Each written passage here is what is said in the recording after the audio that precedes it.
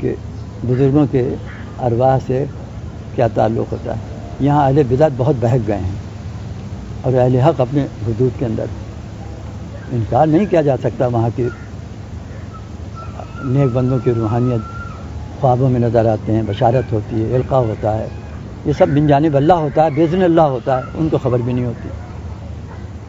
مگر اللہ تعالیٰ اپنے بندوں کی رہبری رہنمائی ان کی, چونکہ ہم کو اپنے بزرگوں سے محبت ہوتی ہے, اس لیے اگر کبھی ہماری رہبرائی ہوتی ہے تو انہی کے صورت میں یا ان کے خواب میں آ کے انہوں نے بیان کر دیا یا کسی اور طریقے سے, ان کو خبر بھی نہ ہو, مگر اللہ تعالیٰ اپنی رحمت سے چونکہ ہمارا تعلق ان سے وابستہ ہوتا ہے انہی کی صورت میں سنا دیتے ہیں.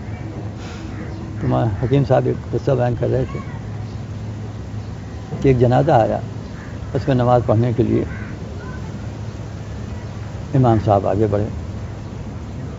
امام صاحب آگے بڑھے, فوراً جھجکے پیچھے اور جلدی سے پیچھے آ گئے. تو جیسے ہی پیچھے آئے تو انہوں نے محسوس کیا کہ جیسے ان کے کندھے پہ کوئی وزن ہے.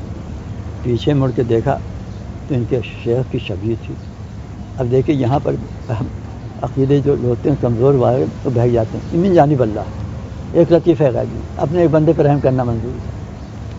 ان کے شیخ کو پتہ بھی نہیں کہ دیکھو جاؤ بسم اللہ کر کے اس کی ناف پہ ہاتھ رکھ دو. یہ شخص زانی تھا, اس کی ناف سے ایک شعلہ اٹھ رہا تھا جس کو دیکھ کے یہ امام صاحب پیچھے آ گئے. یہ بھی صاحب باطن تھے, یہ ڈر کے جو آ گئے تھے وہ ایک شعلہ اس کی ناف سے اٹھ رہا تھا میت سے. یہ ڈر گئے تو انہوں نے کہا کہ اس کے ہاتھ رکھو بسم اللہ کر کے ٹھنڈا ہو جائے گا.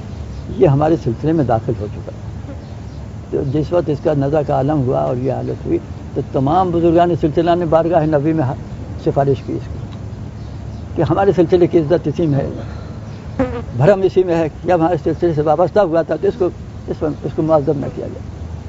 حضور اکرم صلی اللہ علیہ وسلم نے بارگاہ الہی میں دعا کی ہے اور قبول ہو گئی. تم بسم اللہ کر کے ہاتھ رکھ دو, نماز جنازہ پڑھ.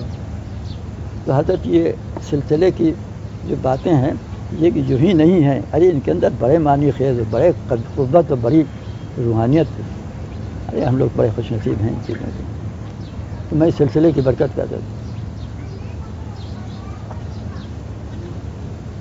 اب اہل بدعت یہاں پہ ذرا بہک گئے ہیں, حدود سے متجاوز ہو گئے ہیں اور ان کو حقیقت واضح نہیں ہوئی, اس لیے انہوں نے غیر حقیقت کو حقیقت سمجھ کر جانے کیا افسانے بنا لیے.